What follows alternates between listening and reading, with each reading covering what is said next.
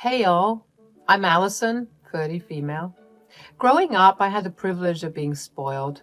My father, a successful businessman, provided me with a more than comfortable life. However, don't mistake my privilege for snobbery.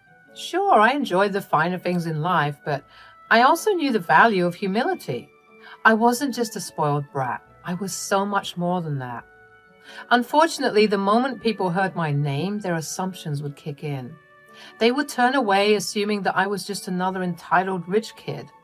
It was disheartening to see how quickly people judged me without even getting to know me. As a result, I found myself lacking genuine friendships, often surrounded by jealousy instead of genuine connections. It left me feeling lonely and, at times, desperate for meaningful relationships. That's when Victor entered my life. We met, sparks flew, and before I knew it, we were married after only 3 months of dating. Stupid, I know, but what can I say? It was a whirlwind romance, the kind you see in movies. For the first time, I experienced what it truly meant to be in love, and I held on to it with all my might. Victor was my anchor, my partner in crime, and my rock in this unpredictable world. But, as they say, life is never smooth sailing. Along with my newfound happiness came the complexities of navigating family dynamics. You see, Victor's parents, Asher and Jenny, were not exactly thrilled with our relationship. They had reservations about me, their assumptions fueled by the stereotypes associated with my background. I understood their concerns, their desire to protect their son from potential heartache or manipulation or the negatives that come with living a super lavish lifestyle. But it pained me to see their judgment without truly getting to know who I was as a person. I yearned for their acceptance and tried my best to prove that I was more than just a spoiled girl.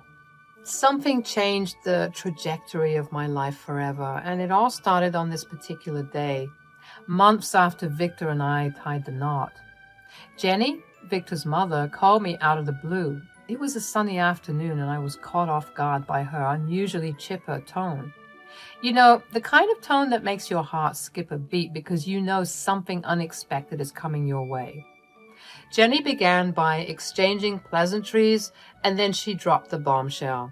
She wanted to go on a trip, a luxurious getaway, and her and Asher had been saving their hard-earned money to make it happen.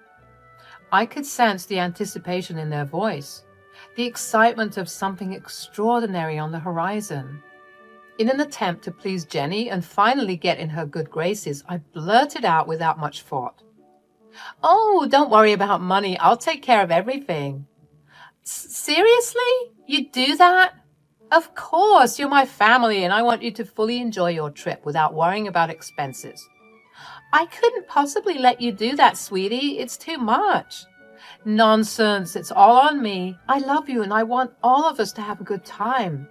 Now, tell me about the details of the trip. Jenny's joy was palpable. She was really happy knowing that I was willing to shoulder the financial burden. I thought that this gesture would let her know that I cared and that I wanted to help in any way I could, and she seemed to be really appreciative. Since you're footing the bill, we needn't worry about anything else. Asher and I will plan the itinerary, so don't worry about the nitty-gritty, all right? All right, Jenny, I'm so excited. We cut the call and proceeded to go on about our days respectively. The week leading up to the trip was filled with excitement and anticipation. Victor and I gushed about everything we'd get to do. It was almost like we were kids excited to go to Disneyland. Amidst all the excitement, I even splurged on first-class tickets, wanting us to arrive in style and experience the journey with utmost comfort. Finally, the day arrived and we found ourselves in the breathtaking beauty of Morocco.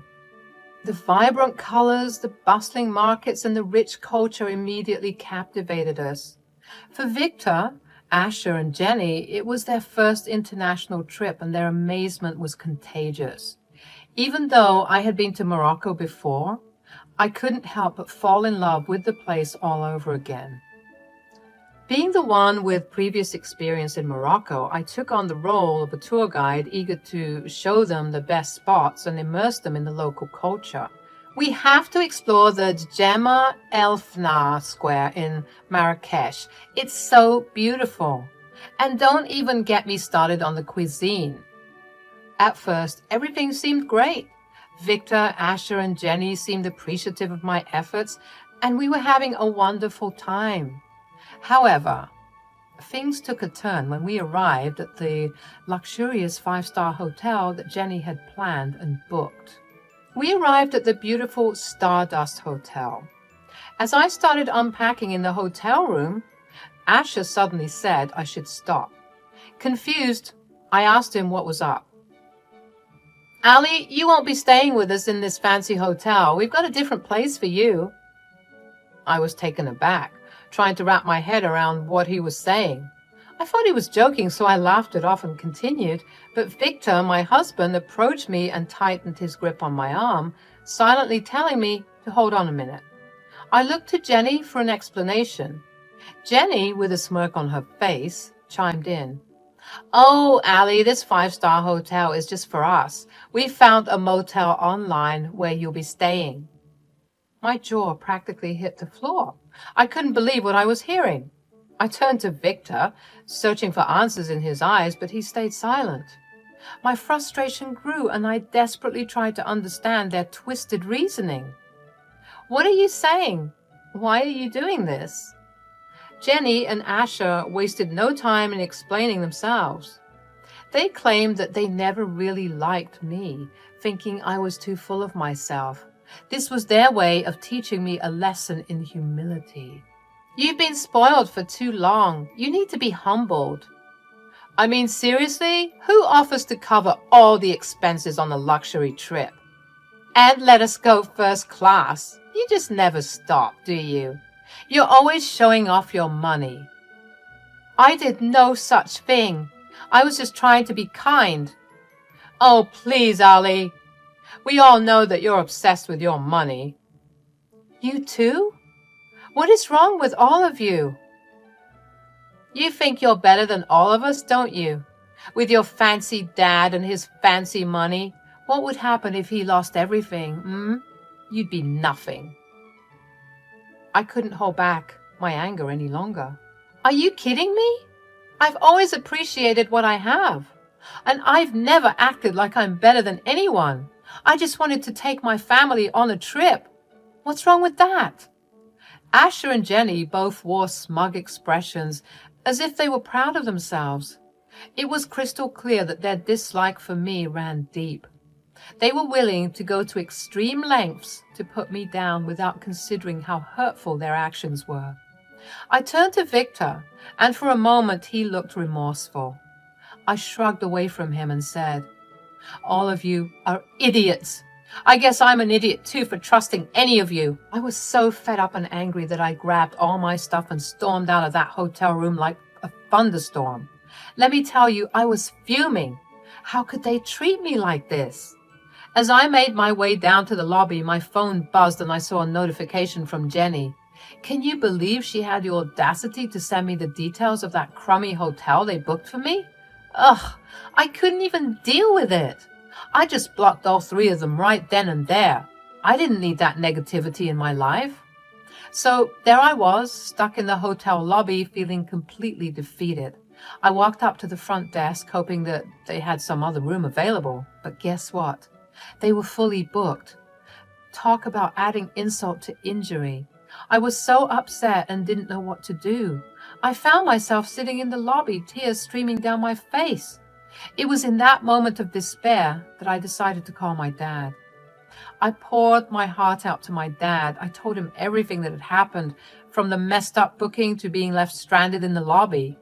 He listened to me without interrupting, his voice filled with understanding. Oh, sweetheart, I'm so sorry you had to go through all of that. I've always told you to be careful before rushing into a marriage. With our type of money, there are vampires always out to get us. I know, Dad. It's just I thought things were different with Victor. I thought he truly loved me. I just feel so stupid. Sometimes people disappoint us, Allie. It's a tough lesson to learn, but it doesn't define you. Yeah, I guess you're right. It just hurts so much, you know? I understand, sweetheart. But remember, you're a soldier. This setback won't keep you down for long. You're strong and you'll rise above it. I know it. Thanks, Dad. I really needed to hear that. Then my dad said, by the way, which hotel are you in? It's called the Stardust Hotel, but I already checked. They're fully booked. You know, you could easily clear out the place if you wanted to. I know, but why would I displace all these people? They deserve to enjoy their stay here, even if this place is harboring some idiots who kicked me out. The nerve. I literally paid for the hotel room and they had the audacity to kick me out. Hold on. Did you say Stardust? Yeah, I did. Why? Wait one moment, Cupcake. I need to check something. He put me on hold for a couple of minutes, and when he returned, his voice was filled with excitement. Tell those fools to get out of my hotel. What? Your hotel? What do you mean? Turns out I own the place. Wait, what? How is that even possible?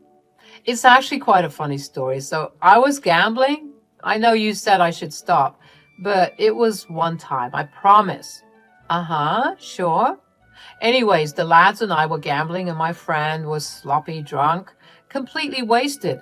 He ended up betting on his hotel. We strongly advised him not to do it, but he just wouldn't listen. Ali, that friend of mine, is Moroccan, and the hotel in question is Stardust. I was speechless, not knowing how to react. It felt like a twist of fate, a lucky coincidence, like a deus ex machina.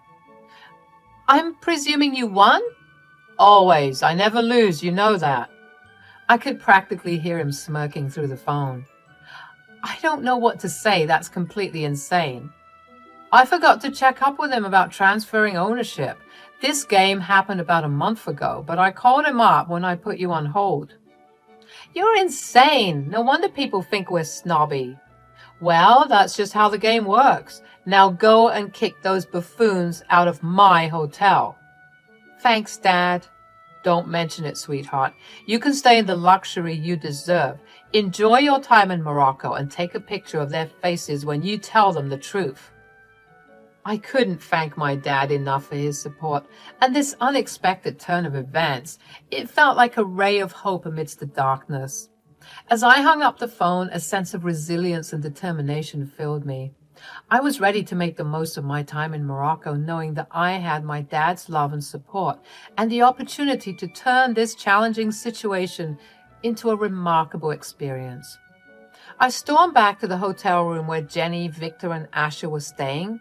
My anger fueled my determination as I knocked on the door, demanding their attention.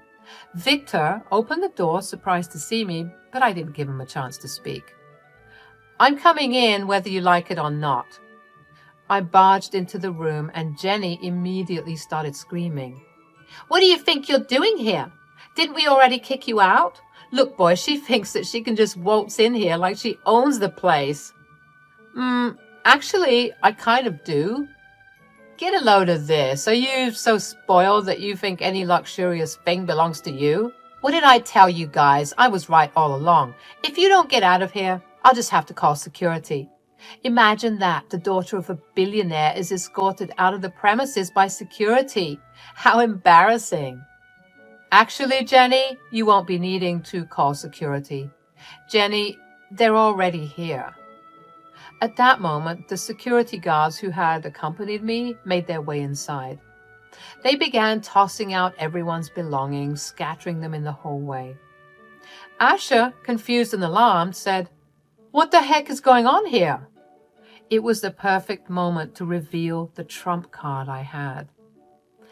Well, it turns out my dad happens to own this hotel, so you can all say goodbye to your luxurious stay because I don't appreciate the plan you had to get me. What? That's impossible. When you live the type of lifestyle I do, these sorts of things aren't too outlandish. You're going to pay for this, kid. I already did pay for this. Don't think I get any special passes. I'm a paying customer and I paid for this room. Ali, please. Oh, now you want to crawl back. I'm afraid it's too little too late. Allison, please. We don't know anything about Morocco. Where are we going to go? Unfortunately, that's none of my business. Oh, hey, maybe you could stay in that motel that you got for me. I don't think that single bed will fit all three of you, though. Maybe two of you could sleep on the floor. You're a monster. Asher, it's all of you who are the monsters. You treated me like crap, and you thought I'd let you get away with it? You're even dumber than you look. Allie, I'm so sorry. Me too, Victor. I'm so sorry that I trusted you guys. Anyways, enjoy your stay in Morocco, or don't. I don't care. And Victor, I'll need those divorce papers signed ASAP once I send them to you. I can't stand the thought of still being related to any of you in any way after what you did to me today. Jenny sobbed uncontrollably, and Asher tried to resist shouting at the guards, but he was no match for the bulky security team, who swiftly restrained him and escorted them out of the room. As they were being led away, Asher couldn't resist making a snide remark about me being a spoiled brat. My anger boiled over, and without thinking, I spat in his face. You know what, Asher? You can all go to hell. Jenny, Victor, and Asher were embarrassingly thrown out of the hotel, their faces filled with humiliation as they were escorted by security. A couple of hours had gone by, and they were stranded on the side of the road as they desperately Googled hotels that could accommodate them. They tried to reach out to me, probably realizing the gravity of their actions, but since I had blocked their contacts, they resorted to sending me desperate emails, revealing their failed attempts at finding available hotels. I read their emails, but I had no interest in engaging with their apologies or pleas for forgiveness. I called my dad to update him on the situation. Dad, you won't believe what I'm seeing right now. I can spot Jenny, Victor, and Asher from my window. They look so lost and helpless. I think they've been looking for a hotel for some time now. I'm surprised that it's taken them this long. Well, my dear, about that. Oh, God. Dad, what did you do? I've taken matters into my own hands. I made a few calls and called in some favors. Their names are blacklisted, making it nearly impossible for them to even secure a reservation at a decent hotel. Dad, that seems a bit extreme, don't you think? They've already faced the consequences of their actions. Extreme? Maybe. But no one messes with my baby. They thought they could toy with you and make you suffer. They needed to learn a lesson, and I made sure they did. They won't forget this anytime soon. I appreciate your protectiveness, Dad, but I hope you didn't go too far. I don't want them to suffer endlessly. Don't worry, sweetheart. They'll get the message loud and clear. Sometimes people need a taste of their own medicine to understand the impact of their actions. Trust me, it's for the best. Well, I can't deny that it feels good to see them in such a predicament, but let's hope they learn from this and change their ways. I don't want this to define them forever. Let's hope they reflect on their behavior and make some positive changes. In the meantime, enjoy your well-deserved peace and solitude. Thanks, Dad. You're the best. Always, my love. Remember, you're strong, resilient, and deserving of happiness. Don't let anyone bring you down. As fate would have it, Jenny, Victor, and Asher found themselves back at the same dingy motel they had originally booked for me. Can you imagine the irony? All their scheming, and they ended up experiencing firsthand the discomfort they had intended for me. It must have been a bitter pill for them to swallow, and I couldn't help but feel a sense of satisfaction. I was alone in that big hotel suite that we were supposed to share. It was kind of weird, to be honest. On one hand, I felt this incredible sense of freedom, like I could do whatever I wanted. But on the other hand, it was also a bit lonely. Sitting there in this fancy room, I couldn't help but think about how everything had unfolded and how I ended up here all by myself. As the days passed in that fancy hotel suite, I couldn't help but still feel a bit lonely. But you know what? It was way better to be lonely than to be surrounded by fake people and their toxic energy. I had this moment of clarity where I realized that I deserved better. So a few days later, I mustered up the courage and emailed Victor the divorce papers. And guess what? He tried to reconcile, begged for another chance, and all that, but I wasn't falling for it anymore. I knew I deserved more than his empty promises and lies. I was determined to enjoy my time in Morocco without him. When I finally returned home after spending my hard-earned money in Morocco, I got rid of all Victor's stuff. I didn't care if he and his family decided to run back home from the mess they created. You know why? Because I realized there's so much more to life than seeking validation from people who don't even deserve a place in my world. I embraced my freedom and chose to focus on building a life that's authentic to myself. I surrounded myself with positive influences and pursued my passions. I learned to let go of toxic relationships and value myself. Each day, I felt stronger and more empowered. The scars from the past started to heal, and I discovered a newfound love for myself.